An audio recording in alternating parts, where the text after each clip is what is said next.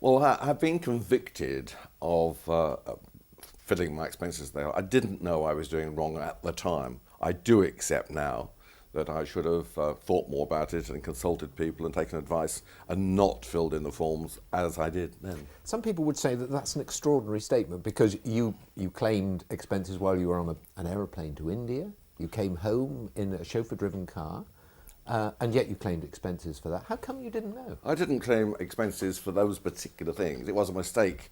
I'm told that could have been claimed though because it was a parliamentary duty, so I could have actually claimed when I was on the plane to India. They were just genuine mistakes because I didn't spend enough time on my expenses, really. So do you want to apologise for what you've done?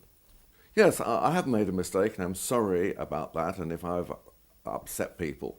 But a good friend of mine... That sounds to me as if you're sorry you got caught, not sorry that you've done it. Well, I don't think if there hadn't been all expenses fiasco, anything would have ever happened.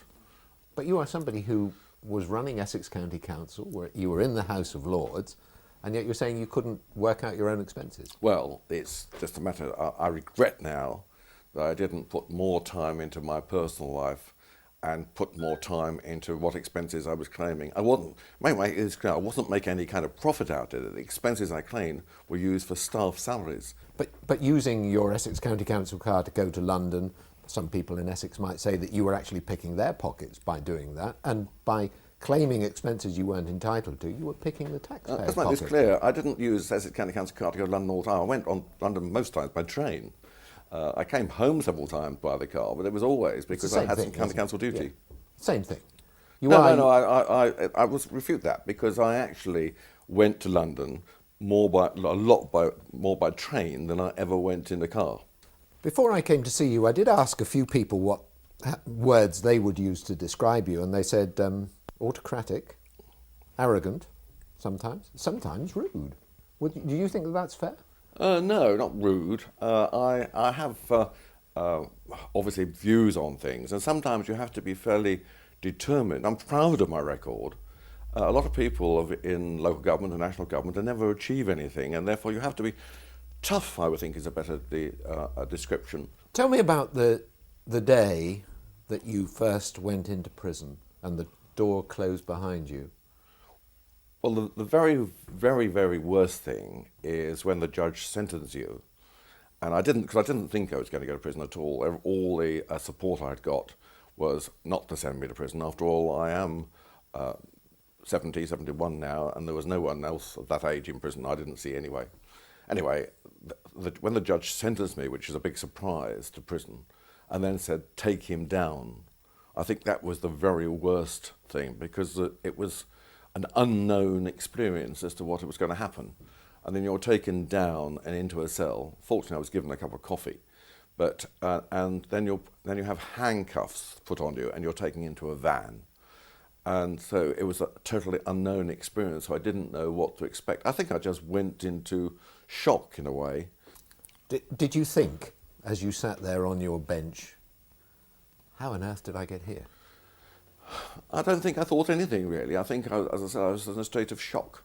I don't think I thought anything for a few days really. I was just in a total, because I've never really realised, I didn't accept, going back to your earlier question, I didn't really accept that I had ever done anything very wrong, and I really couldn't think of why this had happened to me. Let's talk about your colleagues in the House of Lords. Are you disappointed that none of them came and gave you character references during your trial? Well, I think I don't really talk too much about that because obviously they didn't want to be questioned about their own expenses. And are you disappointed that they say that these people who have fiddled their expenses, you, Lord Taylor, should never darken their door again? I don't say that. I have a tremendous welcome in the House of Lords.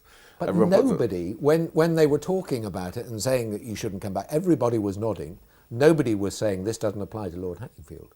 I've had I've had tremendous help and support from members of the House of Lords privately. So why don't they do it publicly?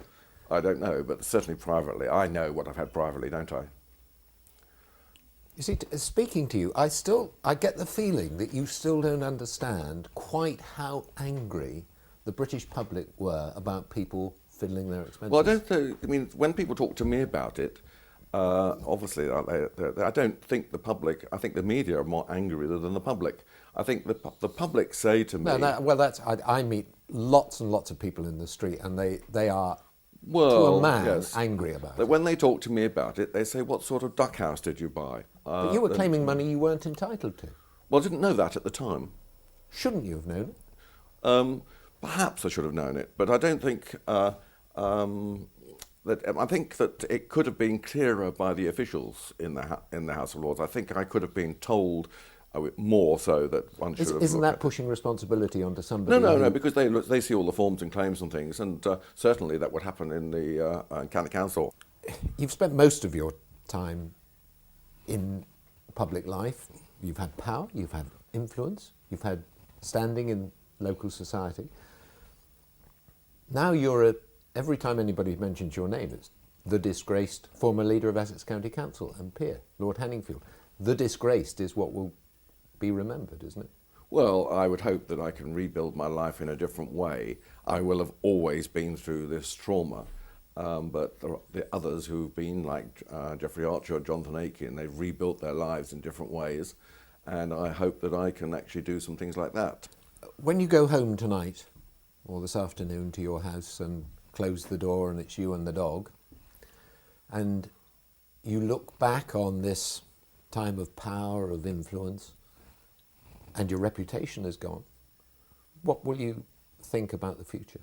Well, I don't. Yes, I actually don't think my reputation has gone. I think the interlude of 2 years out of 50 years of public life will be seen as 2 years out of 50 years. And Do you not think that that's what people will remember, though? Well, I don't think so, because I mean, it's just I've had all sorts of nice letters, and I had a nice letter the other day, and somebody said people are entitled to one mistake in life, and you should get on. You're entitled to one mistake, but perhaps you shouldn't keep making that mistake. I mean, are you in denial about this? No, I'm not. I did the wrong thing. I filled in the forms in the wrong way, but I've made one mistake, and that isn't the end of the world, is it? So I will want to get on with life. I have made a mistake, and I've been punished for it. Lord Hanningfield, thank you. Okay, thank you.